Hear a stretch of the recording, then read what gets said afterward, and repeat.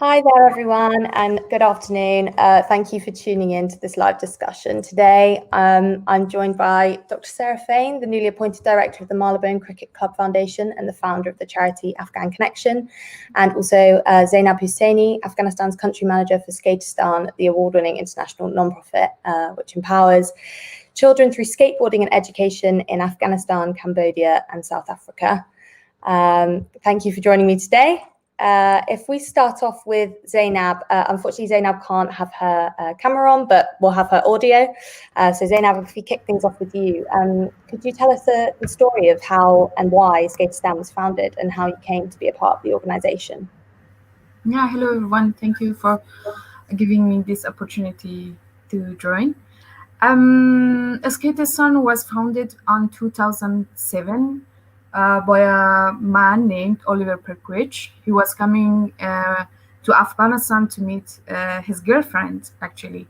But he had three skateboarding with him, and he started to do skateboarding in a pool in Makruyan, Kabul. And a lot of students, a lot of children were coming to him and asking to try skateboarding. And the story started from there. And Oliver decided to establish Skateistan firstly in Afghanistan as an organization to combine skateboarding with education. Great. And what are some of the sort of core values and aims of the charity in general? Obviously, you've now expanded to different countries. What are the aims in each country? Yeah, we are including children overall in Afghanistan, in South Africa, and Cambodia, and connecting them to the sport activities to reach educational resources. And we are focusing more on the students with different background, from very low income families, the disabled students, and who are out of school. Great, yeah. And Sarah, could you tell us a little bit about Afghan Connection, the education and cricket charity that you founded and were previously a director of?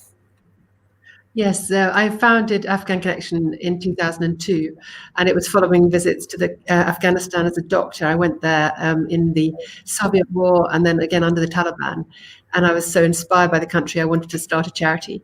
And we focused very much on health to begin with, but that focus shifted over the years towards education. And we started just by twinning schools and having a cultural exchange project, but then we kept noticing that the kids in Afghanistan were walking miles to school, they didn't have buildings, and so we wanted to focus all our efforts on education and particularly inclusion for girls. And we ended up doing building schools all over Afghanistan, but particularly focusing up in the north in one region to try and get all the girls into school in an area which was had no women of my age that could read or write. And then in 2008, my son noticed the rise of the Afghan cricket team and that they needed support. So we took some bats and balls out for them.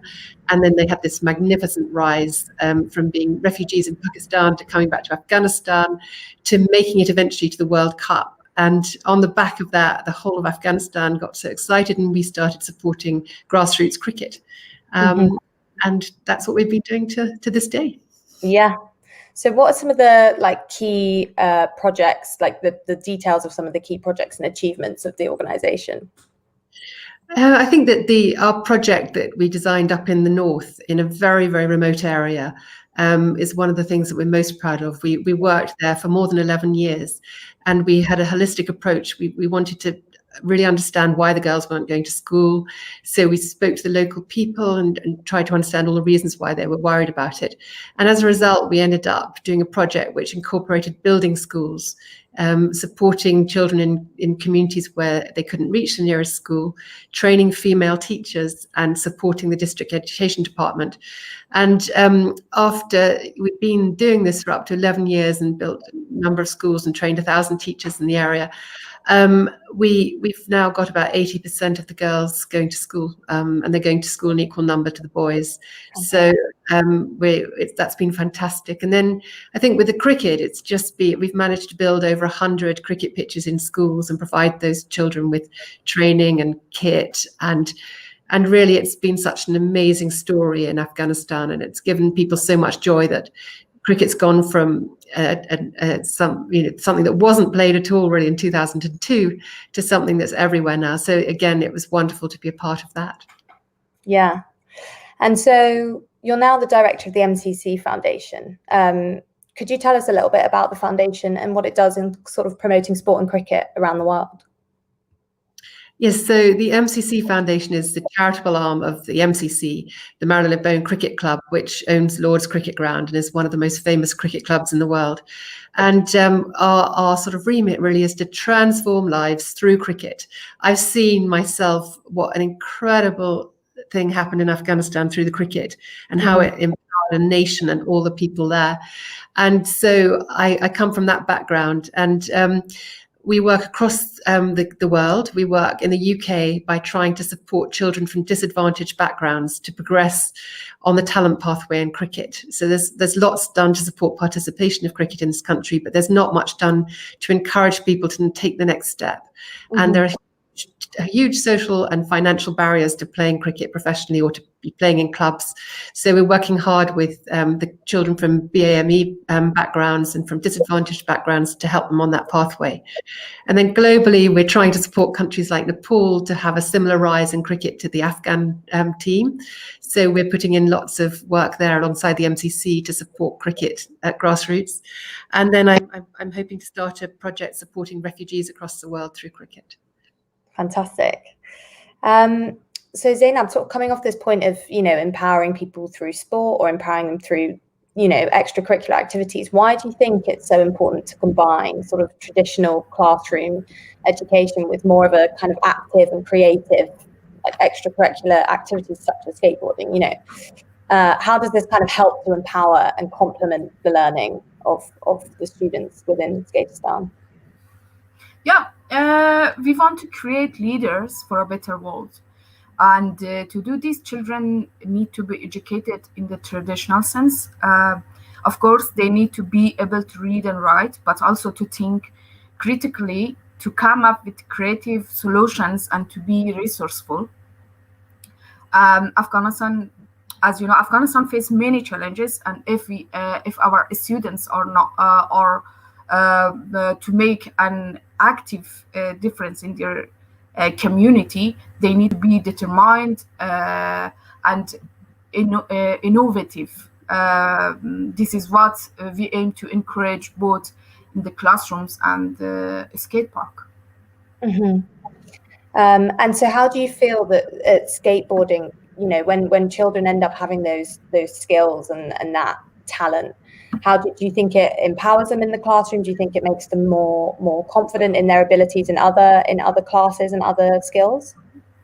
Yeah, fortunately, when our students are joining our programs, one of our important lessons for them is improving their self-confidence. And the self-confidence is an element of being successful in your all aspect of life, doing your public school subjects, joining any community activity, being a part of a sport club or a sports team. And we believe that making self-confidence is very important for our students. Yeah. And so could you also tell us a little bit about the film? So the learning to skate in a war zone, if you're in a girl, if you're a girl, for the audience members who don't know, it's a film about Skateistan that recently won an Academy Award. Could you tell us a little bit about how and why that film was made and why you think it resonated with so many people and was so successful? Yeah, it's a beautiful film, and although the subject is very specific, it's about skateboarding, girls with skateboarding, but it tells a universal story about how small activities can have a huge impact. It shows the power of sport in the empowerment of women and children, and it's relatable. We get to know that our students as children, not just Afghan girls, all the girls all over the world, they start representing an idea and they do start to become real people. Yeah. And how important do you think it was in terms of creating sort of new narratives about Afghanistan? You know, seeing such a beautiful film of empowered girls and just sport, such fantastic display of sport. How do you think it was, you know, different from some of the things that we usually see? Yeah. There are so many negative stories about Afghanistan in the world media, but people only think about conflict and the Taliban. So the sight of girls skateboarding is surprising. It's refreshing, and we need to have positive stories at times like this. And the girls in the film provide hope. It's a different subject. Yeah.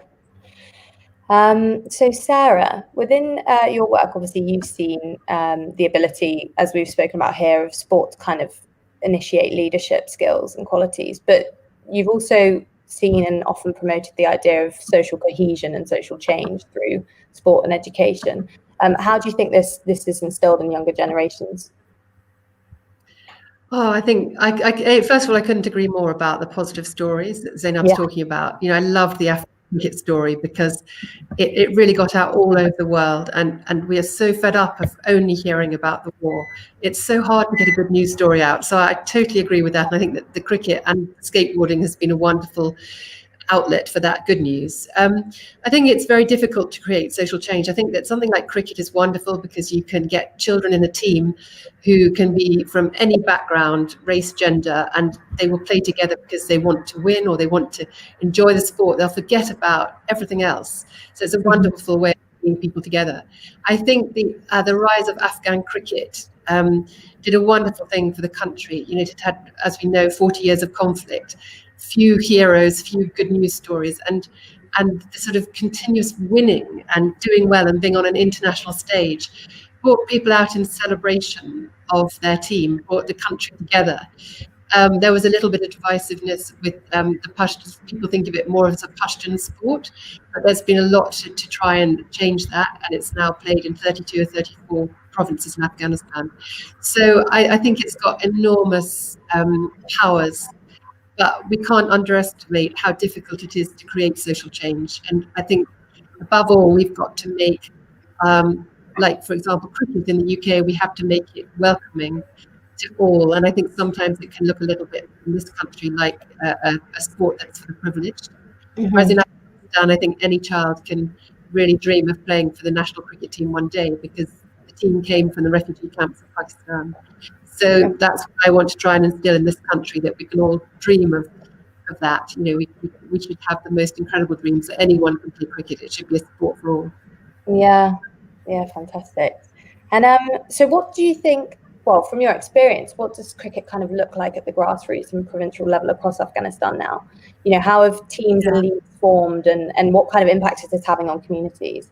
I think it's absolutely remarkable. I mean, when I travelled there, in 2001, you didn't see any cricket really. You might see a little bit in the east, but really very, very little. Now I can't go round a corner without seeing kids playing cricket. So it's been a very dramatic rise. As I said, in 32 out of the 34 provinces, there are 320 cricket clubs across Afghanistan. The Afghan Cricket Board has sort of created 5 regions of cricket with up to 11 provinces in each region. And they play against each other, and there's great competition, and there's a wonderful thing, I think it's called the Shakiza Cup. And so people come out to watch cricket. There are, I think it's 11 cricket stadia across the country, and families can come and watch the cricket, and everyone's supporting a different team. There's even an Afghanistan Premier League. So the Afghan Cricket Board has really been very fast in developing the infrastructure with support from organisations like ours and the MCC. And it's fantastic to see how it's thriving, and there are thousands of young Afghans who show huge promise. So it's not just the national team that's doing well, they've got a great wealth of young players coming up. So I think they will be a very formidable team in the future as well. Fantastic. Yeah.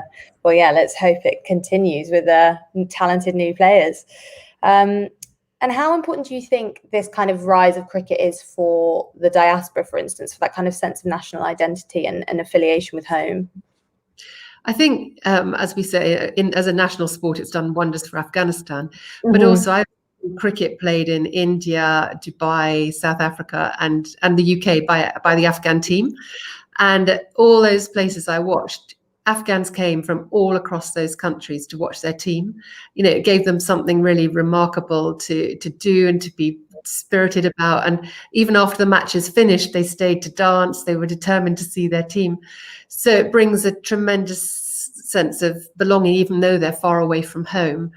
I think sometimes it's difficult. For instance, in the UK, a lot of the diaspora groups tend to play cricket in their own groups, and what we're trying to do is to encourage that, sure, but also get them playing together and get them mixing in and integrating much more, so that it can be much more of a way of bringing people together rather than just celebrating in an individual diaspora. Yeah, of course. And obviously, in terms of Zainab, in terms of the sort of barriers that the young people you work with might face in enjoying sort of a range of opportunities like skateboarding or playing cricket or facing education, we know from obviously various studies and evidence across the globe that when parents engage with schools and teachers and coaches and other educational professionals, that progress and positive impacts of schools is far more likely. What kind of barriers do you face in terms of cultivating parental engagement in Afghanistan? Like, how do you, as a charity, work with parents to encourage their engagement? Yeah, as we are Afghan and we know about the concerns of the family, the fathers and the mothers, firstly, we are inviting them to have a tour of Skateistan everywhere in Bamiyan, in Kabul, and in Mazar Sharif. And when they are coming to the skate school and seeing the location, and we are explaining that the female educators are teaching your girls, and we do have separate teaching days for your daughter or for your son. And we are teaching the Holy Quran at the beginning of each class, at the beginning of each sports session. And we are trying to make them trust us and feeling safe. When they are feeling safe with us, and we are talking with them in a very friendly way, and we are trying to listen to their concerns and solving their insecurity ideas. I can say that, yeah, quickly they trust us and they send their daughters to Skateistan. But yeah, slowly they start to change their mindset and believe on us. Of course. And Sarah, obviously Afghan Connection also was a very inclusive, sort of driven education charity. So it sought to bring cricket and education to young girls as well as children with physical or visual disabilities. What were some of the challenges that you faced within this sort of realm in terms of delivering an inclusive education? And does the MCC sort of run into these challenges as well? How have you kind of overcome it in both senses? I think that's a question on several levels. I think that Zainab, I so agree with her. I think that a lot of the problem with the international aid was that it was trying to be a quick fix, and it takes years to create mindset change and listening. I think listening is the most important thing, and so often as coming from abroad or coming from outside a group that you're supporting, it's so easy to impose your own ideas and values, and actually to listen and to understand, and then to correspondingly react. So everything we did for girls' education was about making parents feel safe about their daughters coming to school, providing the separate schools for girls, providing a safe environment for girls, the female teachers, etc. I think our work with disabilities in Afghanistan was really interesting. There are some really wonderful Afghan groups supporting blind cricket and supporting disability cricket for disabled kids, and we were really happy to support them. And what I saw was, especially with the visually impaired children, in Afghanistan often they could be very much left in the home, never get an education, never get outside. And through the patience of these Afghans that went into their homes and taught them how to use a ball with a rattle so that they could hear it, and then got them to go outside and to play in teams, and then with our support after that, seeing the way that these kids grew and have joy in their lives and confidence and could go out of home is remarkable. I think in the UK we face very similar issues. We're trying to find out and support African Caribbean kids to come back into the cricket world, really come back into professional cricket, and children from the AME backgrounds. I've got disappointed Michael Holding, who's an incredible West Indian cricketer from the past, to be a patron, and he's talked very emotionally about racism and the challenges faced. And his point was that we've got to make our cricket more welcoming. And if we don't have role models, and if it doesn't look familiar, and if it's full of sort of more privileged white kids, it's not going to be something that's going to change easily. So there's huge challenges, and I think everything takes time and patience, and it's all about listening and understanding there are different issues faced by different communities. Yeah. And clearly there you highlight the importance of role models. I mean, in that sense, how important do you think, these very successful Afghan cricket players now, how can they as individuals even create such a inclusive environment and encourage more and more young people to kind of play and get involved?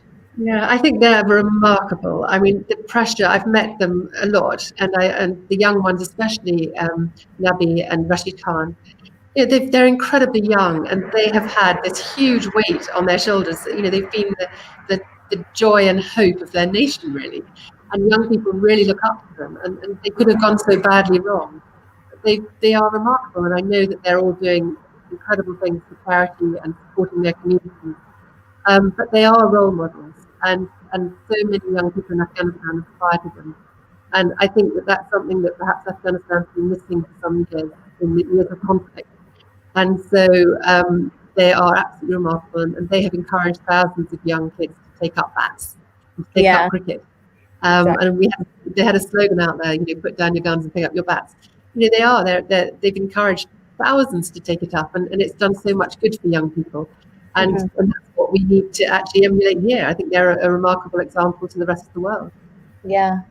And Zainab, sort of coming off that point, how much do you think, the film that we mentioned earlier kind of helped young people in Afghanistan also have that role model kind of for skating? Do you think that that's something that is still missing, or do you think there's kind of been real progress to have that kind of role model for skating in Afghanistan?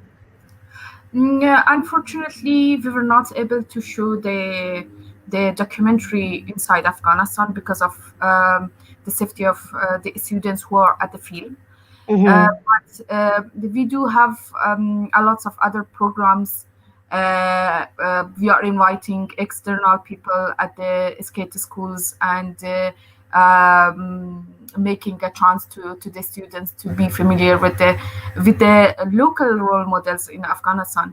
That's why we believe our students shouldn't search at the websites that who is our role models, and we have to follow them. We have a lot of role models inside Afghanistan. We do have some good role models in skateboarding. We do have female students, who will participate in the next Olympic, and she's such a great role model. And we are inviting her to have a speech for the students in different classes. Oh, that's fantastic. That's so exciting to hear. And I guess coming off that as well, it's teachers are also role models for the students. I can imagine for where you work, and the teachers that are teaching these children end up being huge role models. How do you think we can? Well, how do you best support your teachers, and what do you think what barriers are there still for teachers that are in place for them to kind of deliver a really great education?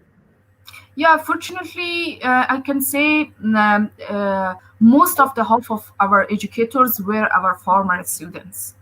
They were joining our programs as a skate and creative students, and then they become volunteers, and then we hired them as an employee.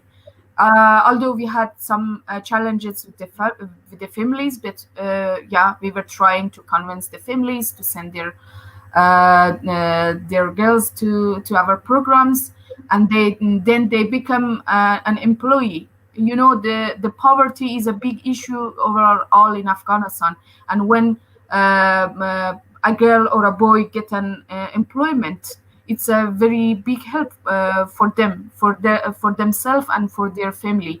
They can continue their education. They can go to the different educational courses. They can enter to the universities, and it's a very huge impact on their life. Yeah, of course.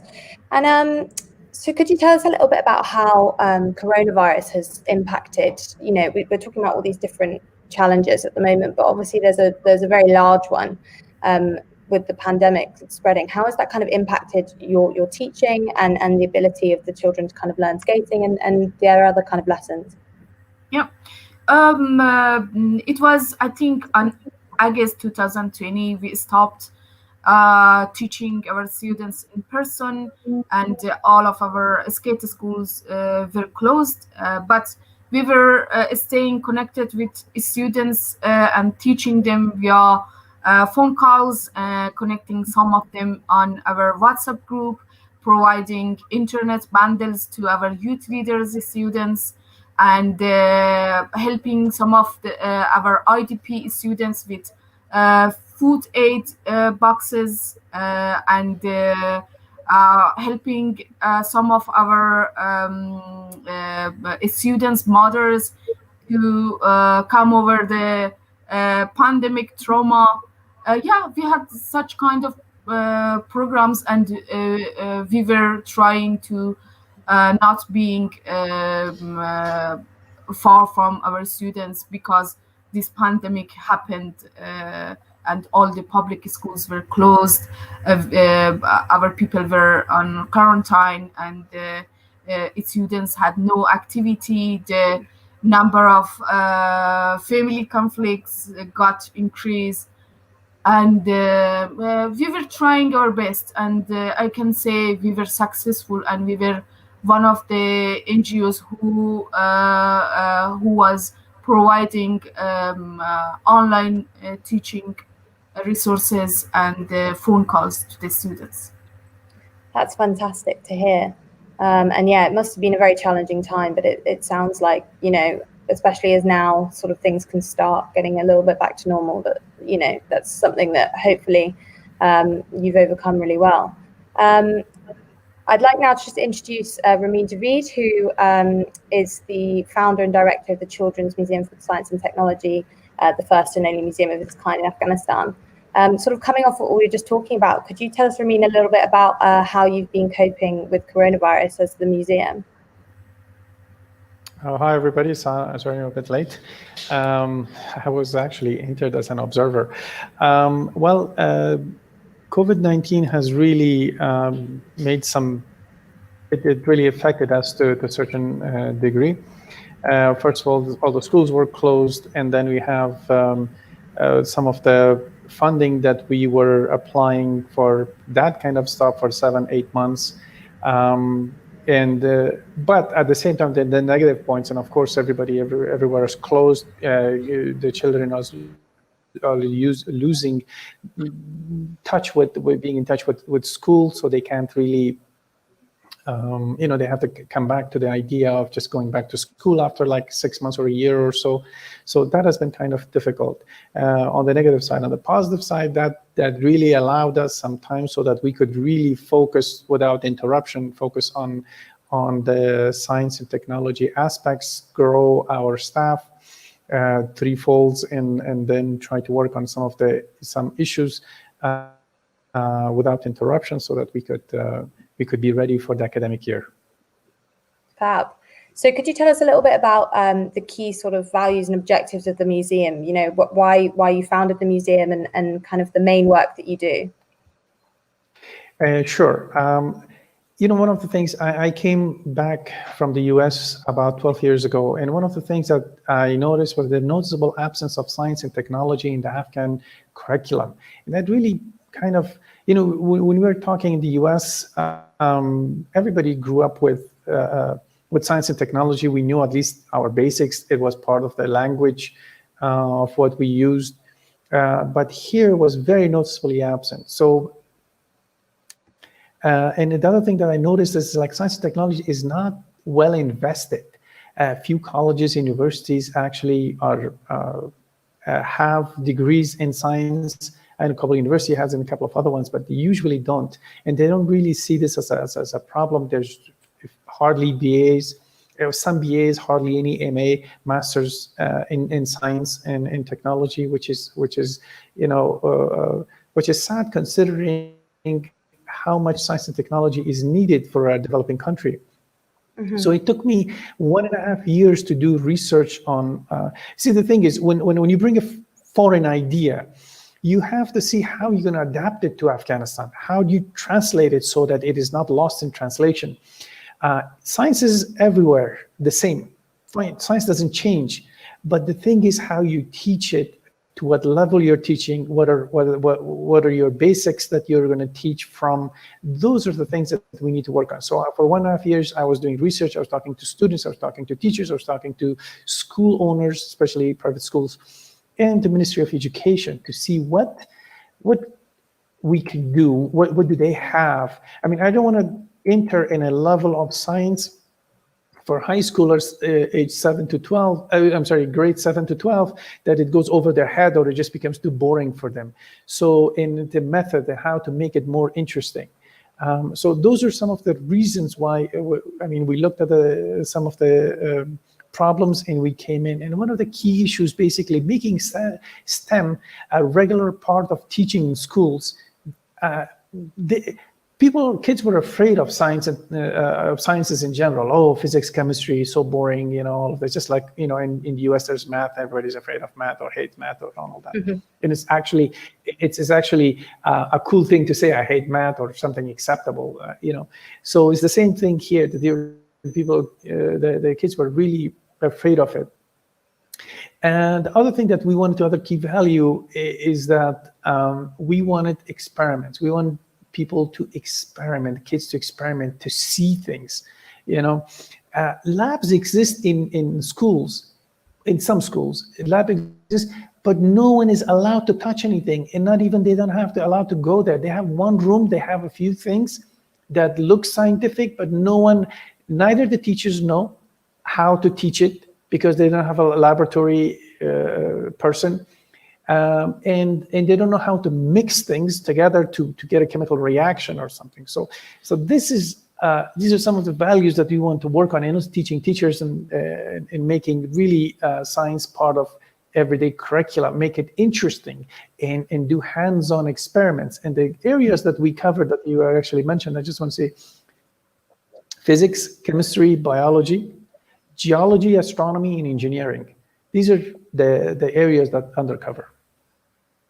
Fantastic. And so what would you say, obviously you're bringing this kind of STEM education to children within school. And so you're working on kind of bringing that into a more mainstream kind of curriculum. But what do you think then might be the challenges you still face in terms of careers in STEM in Afghanistan? If you're successful within getting it into schools, what kind of barriers do children face in terms of pursuing the opportunity as a kind of a career? Okay, just to give you a little bit of background before I answer that. So first of all, when we cover these 6 areas, it's a wide, and there's 2 different approaches that we have. One is educational, the other one is R&D, research and development, that we do. I know it's a little bit advanced for we were just starting a couple of years, but in the education field, just to give you an overall, we do field trips. They come to us, we go to them. Mm-hmm. And we do teacher training. We do a journal of science and technology. And of course, we have regular newsletters, and we have social media and everything else. There's a program called Lab in a Box. In a small box, we have whatever contains needed in a school laboratory, just the basics, so that they could understand, just be understanding in science. So just make science kind of part of life, make it part of habit and part of culture. We have a mobile lab where we're just working on this. We're getting a bus, tearing it, redoing it, and then sending it to schools, so that if we can they can come to us, we'll go to them. And not only we do around Kabul, but we do it around the different provinces. We have science fairs, Association of Scientists and Engineers, we just started, and something else that we are going to work on is Girls in Science, just to get that. And on the R&D section, we just built a rocket that it goes about 2 kilometers. The first rocket, non-lethal rocket of Afghanistan that we sent. Actually, a girl actually pressed the button so that it's launched. And then we have this using technology. So we have using technology like sensors and all of this to work on the defense, or basically on the security of a house or something like that. So these are the basic things. We're just getting started to do it so that it has practical application. In terms of you mentioned some of the barriers to answer that question. The most, well, aside from security, aside from the security, is unqualified teachers. Mm-hmm.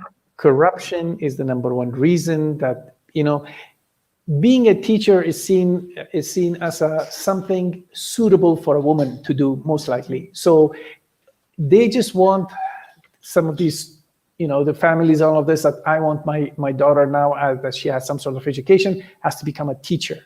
Now, without actually going to teacher training, without understanding the subject, like, for example, you have a literature teacher teaching science.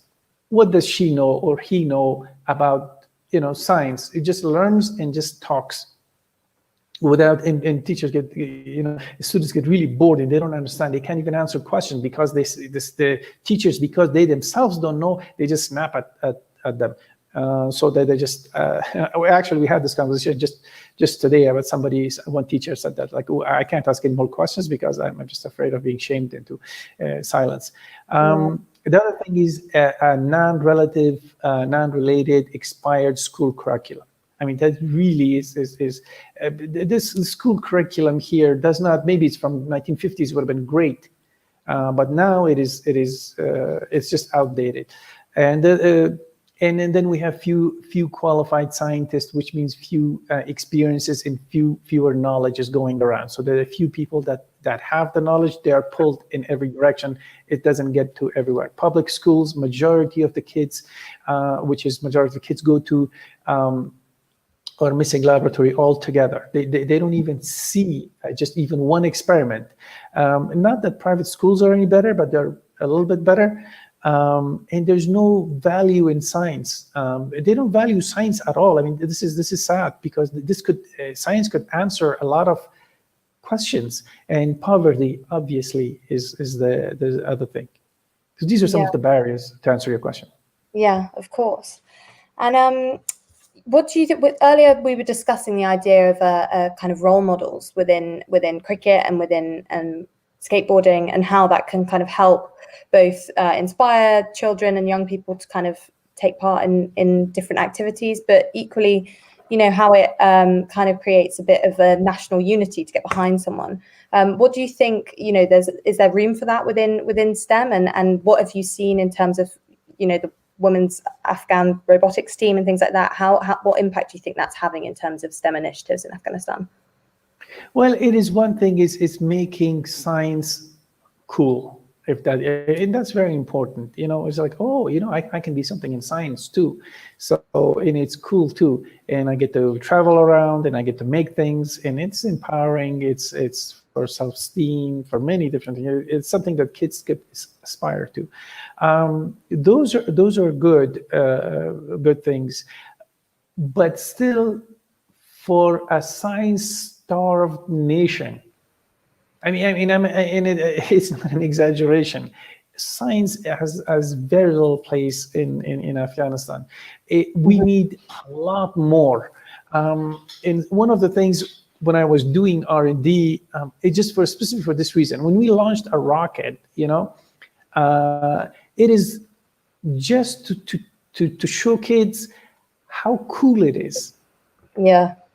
What science can do for them, and in terms of this could be answer to many questions. People don't think science. When you don't grow up in science, you don't think science to answer any questions. For example, if Afghans grew up in war, to them, to answer to the many questions or to many problems would be fighting. If they grew up in science, excuse me, they would actually think that the answer to their problem, agriculture, I don't know, health, education, is science, unemployment, defense, environment, whatever. The solution is science, and it's very, very important that the kids learn STEM. They grew up in science so that they have this in the back of their mind. And when a problem arises, they could say, you know what, science can solve this problem. Yeah. And it's good for their I mean, I cannot underline this point enough, that when you grow up in something, if you grew up in war, you think war is the reason. Or if you grew up in peace, you think peace is the solution to all problems. So if you grew up in science, with science, having science, you would actually think about science. If the problem, that's one of the things, your options would be science and technology, of course. Science or technology would be part of the solutions. Yeah. Okay, fantastic. So I think what I'll do now is I'll open up to questions from the audience. We actually had a couple emailed in before the panel. So I'll kick it off with Sarah. I've got one for you. This was via email. Someone asked, what does the MCC hope to achieve in terms of making cricket more accessible across the world so we can see more successful stories like the Afghan cricket team? Obviously, we've covered this a bit, but yeah. Nice question, thank you. Well, as I say, I've come from a background of seeing what happened in Afghanistan, so I am so fired up. I'm so determined to spread this to other areas of the world, and indeed that same spirit to this country. So yes, absolutely, we're working in Nepal, and that's going to be the next Afghanistan probably. We want to work with refugees because I think that's an amazing way to work, because you're with people at such a impossibly difficult part of their lives, but also they're spreading cricket. We saw that, you know, cricket came from the Afghans who'd been refugees. Afghan refugees have gone to all over the world, and in Germany, it's now one of the fastest growing cricket nations because of the Afghans. So I want to encourage that, and I love the thought of supporting refugees through other means at the same time as supporting the cricket. So absolutely, I think that we're going to do all we can to fly the flag across the world for cricket and for what it can do for young people and for nations. So thank you for that question. And Zainab, I got one for you on email as well. This is just more of a general question. Are there sort of public skate parks in Afghanistan, or is this something that you can only kind of be provided through Skateistan? Oh, you're on. Can you please repeat the question? Sorry. Yeah, it was, are there public skate parks in Afghanistan, or is that something that only Skateistan provides? There are 3 skate parks exist in Afghanistan, one in Kabul, one in Mazar Sharif, and one in Bamiyan. And it's open for children, starting from age of 7 to 17. Great. But not unfortunately for adults. Yeah.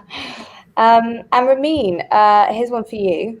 What are sort of the key 3 things you think teachers need to promote and teach science properly? So what kind of are the 3 things, if you could list them, that would really, really embolden teachers and make them more confident in teaching science?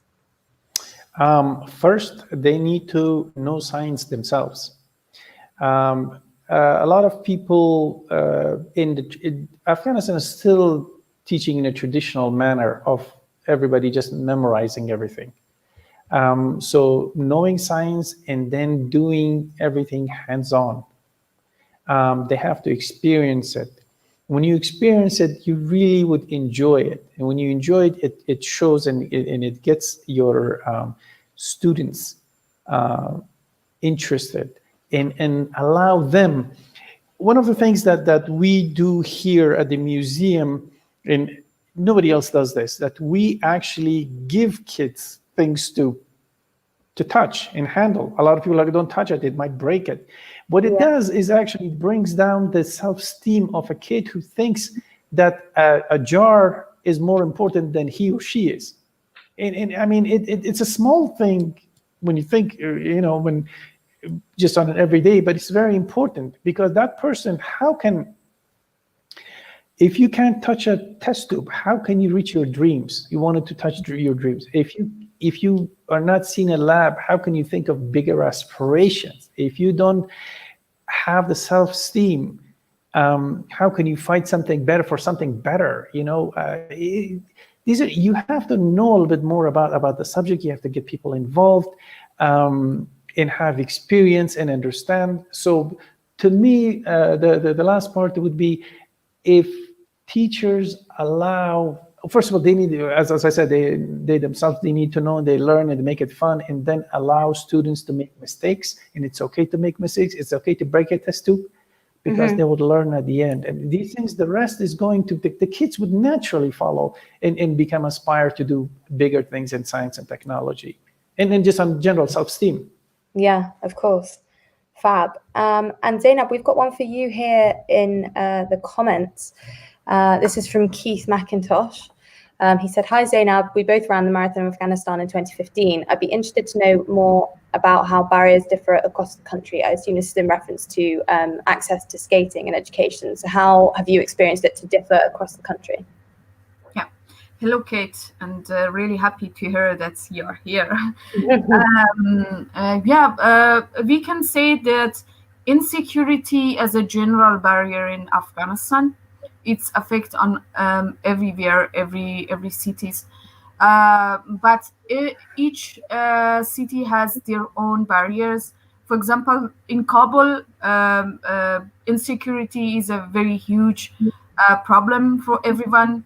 In Mazar-e-Sharif, the people are more traditional, and they are not allowing their girls to do sport, to do the other activities which most of the children are allowed to do in Kabul. Or, for example, if we are coming to Jalalabad, the barriers are very different. The girls are not allowed to wear the clothes which the other girls are wearing in big cities like Kabul or Mazar Sharif, and for Herat it's a different barrier. So, but in general, if we think in a near future, Afghanistan would be a safe country. A lots of barriers would not be exist. Fab, thank you. Well, I think that's everything for questions. So thank you everyone so much for tuning into this live discussion today, and thank you to the panelists for joining me. The panels are free to watch, but if you would like to make a voluntary donation to our work, please follow the link in the description below. We're providing vital support for families in remote rural Afghanistan at the moment to make it through this pandemic, and any support would be truly fantastic. If you'd like to watch this discussion again, or perhaps share it with a family member, the recording will be available on our website tomorrow. So thanks for tuning in, and thanks to our panelists. Bye. Thank you. Thank you. Thank you.